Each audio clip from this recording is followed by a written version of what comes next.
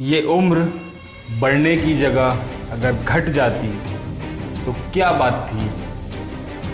जिंदगी माँ की गोद में कट जाती तो क्या बात थी। दोस्तों, हम सभी अपने माँ बाप से बहुत प्रेम करते हैं और ये एक ऐसा बंधन है, ऐसा रिश्ता है जो बहुत अटूट है।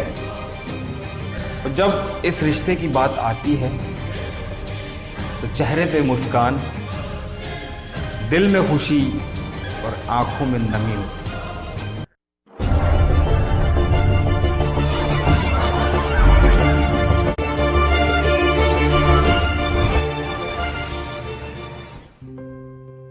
Welcome back to Shaal solutions.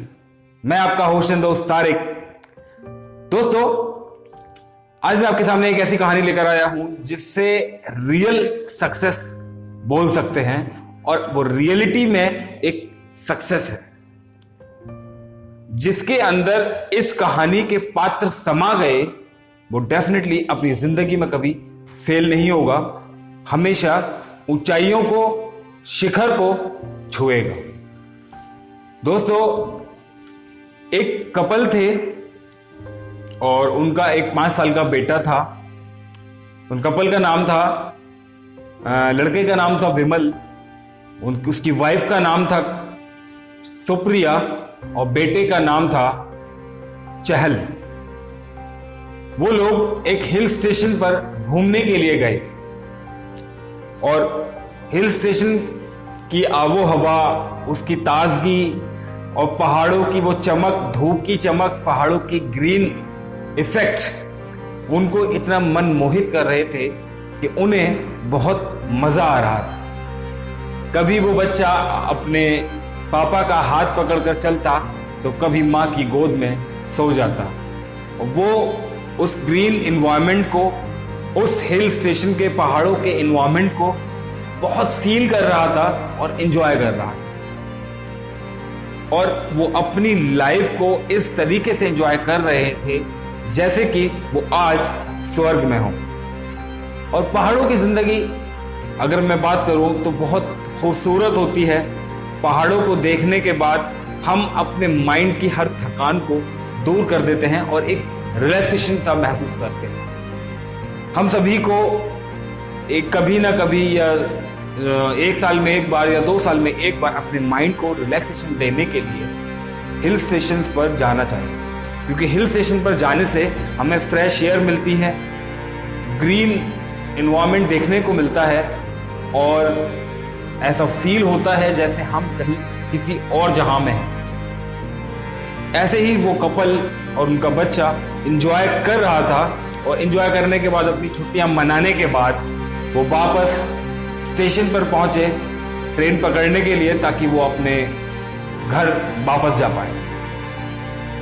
तभी इतने में उसके फादर को, विमल को याद आया कि मैं रास्ता लंबा है और मैं रास्ते के लिए कुछ स्नैक्स वगैरह ले आता हूं ताकि हम रास्ते में खा लेंगे। तो उसने अपनी वाइफ से कहा, मैं कुछ स्नैक्स लेकर आता हूं, तुम चहल के साथ रहो और थोड़ी देर में मैं स्नैक्स लेकर पहुंचता हूं। वो स्नैक्स लेने के लिए स्टेशन से बाहर निकला और वहां शॉप से स्नैक्स वगैरह खरीदे और उधर उसकी वाइफ अपने बेटे के साथ खड़ी थी। इतने में बहुत ज्यादा भीड़ स्टेशन पर इकट्ठा हुई और उस भीड़ में वो बच्चा अचानक से कहीं गुम हो गया। जब उसकी वाइफ ने ये देखा कि मेरा बेटा नहीं है तो वो उसे तलाशने लगी, जोर जोर से चिल्लाने लगी, उसका नाम पुकारने लगी, चहल तुम कहाँ हो, चहल तुम कहाँ हो। और ढूंढते ढूंढते वो परेशान होकर उसी जगह पर आकर खड़ी हो गई कि इतने में उसका हस्बैंड वहां पहुंचा, विमल। वो पूछने लगा कि चहल कहाँ है। तो उसने जवाब दिया कि मैं बहुत देर से तलाश कर रही हूं, वो अचानक कहीं चला गया और मुझे नहीं मिल पा रहा है। फिर दोनों पूरे रेलवे स्टेशन पर अपने बेटे को ढूंढने लगे। वो परेशान थे, उनकी आंखों में आंसू थे, जोर जोर से रोने लगे और इतने ज्यादा परेशान हुए जैसे उनसे उनकी जिंदगी छीन ली गई। इस परेशानी में उन्हें कुछ समझ नहीं आ रहा था कि वो क्या करें, वो किस तरह करें और किस तरह अपने बेटे के पास पहुंचे। कि सडनली उन्होंने जब रिपोर्ट कराई थी रेलवे डिपार्टमेंट के पुलिस कर्मियों से, तो उन्हें न्यूज मिली कि उनका बेटा रेलवे डिपार्टमेंट के पुलिस कर्मियों के पास पहुंच गया है और सुरक्षित है। तो वो खुश होकर अपने बच्चे के पास पहुंचे और जाकर देखा कि बेटा सुरक्षित है। तो वो मां ने अपने बेटे को बहुत ही ज्यादा रोते हुए गले से लगाया और बच्चा अपने पेरेंट्स को देखकर स्माइल करने लगा, जो कि बहुत परेशान था और रो रहा था। जब उसने देखा कि मेरे मम्मी पापा वहां पहुंच चुके हैं तो वो बहुत खुश हुआ। तभी वो अपने बच्चे को वापस लेकर आए और रेलवे स्टेशन पर ट्रैक पर आकर खड़े हुए कि इतने में विमल ने कहा कि तुम रुको, मैं ट्रेन के टिकट लेकर आता हूं और इस बार तुम चहल का हाथ पकड़कर खड़ा होना ताकि ये कहीं जा ना पाए। उसने ऐसा ही किया और विमल टिकट लेने के लिए टिकट विंडो पर पहुंचा और वहां से टिकट ले आया। वो अपनी वाइफ से कहने लगा कि जल्दी चलो, हमारी ट्रेन प्लेटफॉर्म नंबर 4 पर आएगी और 2 घंटे में हमारी ट्रेन आने वाली है। तो उसकी वाइफ उससे कहने लगी, बोले नहीं, हमारी ट्रेन प्लेटफॉर्म नंबर 2 पर आएगी, हम सही जगह खड़े हैं। उसने कहा नहीं, हमारी ट्रेन प्लेटफॉर्म नंबर 4 पर ही आएगी, चलो। बोले आप कैसी बात कर रहे हैं, अभी अनाउंसमेंट हुआ है कि हमारी ट्रेन प्लेटफॉर्म नंबर 2 पर आने वाली है। तो वो अपनी वाइफ से कहने लगा कि अब हम मुंबई नहीं, अपने गांव बिहार जाएंगे। बोले ऐसा क्यों? बोले जब हमारा बेटा चंद लम्हों के लिए हमारी आंखों से ओझल हुआ तो हम परेशान हो उठे, रोने लगे, तड़पने लगे। वो हमारा हाथ छोड़कर जब गया तो हमें ऐसा लगा जैसे हमारी जिंदगी हमारे पास से गई। और गांव में मेरे माँ बाप, जो सालों से मैं उनसे दूर हूं और 1-2 साल से मैंने उनसे बात भी नहीं की है, वो किस तरह महसूस कर रहे होंगे अपने बेटे के बिना, वो किस लम्हे में अपनी जिंदगी गुजार रहे हो। आज मुझे इस बात का एहसास हुआ। जब मैं छोटा था तो मेरे माँ बाप मेरा कभी हाथ नहीं छोड़ते थे, हमेशा अपने साथ रखते थे। अगर मुझे चोट भी लगती थी तो दर्द उन्हें होता था, मैं भूखा होता था तो परेशान वो होते थे, मैं सोता नहीं था तो परेशान वो होते थे। मेरी हर ख्वाहिश को मेरे बोलने से पहले वो पूरा किया करते थे और जो पूरा ना हो सके उसके लिए कोशिश किया करते थे। लेकिन मेरे चेहरे पर हमेशा खुशियां ही वो देना चाहते थे। धीरे धीरे मैं बड़ा हुआ और एक कामयाब इंसान बना। उसके बाद मैंने सोचा कि अब मैं बड़ा हो चुका हूं, अपने डिसीजन खुद ले सकता हूं, और मैंने उन्हें छोड़ दिया।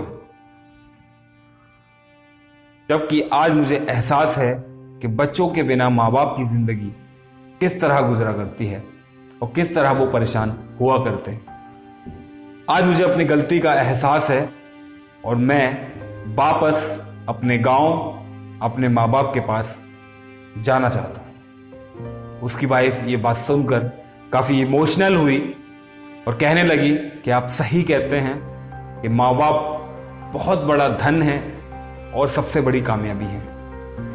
उनके बिना कुछ भी नहीं, वो हैं तो हम हैं और वो नहीं तो कुछ भी नहीं। तो वो यही बात कहते हुए अपने प्लेटफॉर्म नंबर 4 पर पहुंचे और अपने गांव की ट्रेन पकड़कर गांव वापस चले।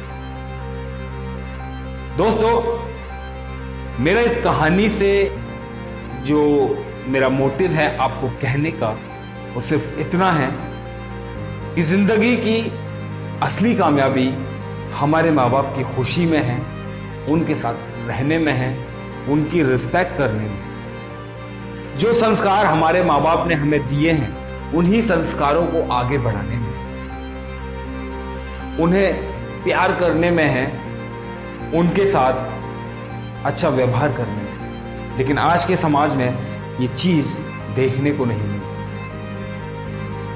बहुत ही कम लोग ऐसे होते हैं जो अपने माँ बाप को अपने साथ रखते हैं, लेकिन ज्यादातर लोग अपने माँ बाप को छोड़कर बाहर कमाने के लिए चले जाते हैं। मैं ये नहीं कहता कि बाहर जाओ, नहीं जाओ, कमाने जाओ, लेकिन जब तुम इस काबिल बन जाओ तो अपने माँ बाप को भी अपने साथ रखो। जहां रहो उनके साथ रहो, जिस हाल में रहो उनके साथ रहो, उनके प्यार को महसूस करो, उनकी रिस्पेक्ट करो, क्योंकि ये रिस्पेक्ट, ये प्यार, ये दुआएं ही आपको असली कामयाबी हासिल कराएंगी।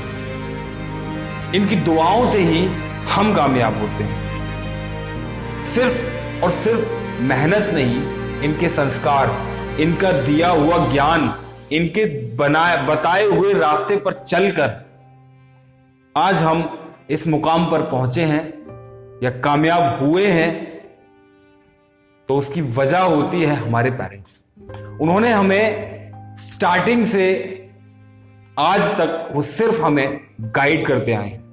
उनकी हमसे कोई लालच नहीं होती कि ये हमें ये देगा। वो एक ऐसा प्यार है जो अनमोल है, जिसमें स्वार्थ नहीं है, स्वार्थहीन है।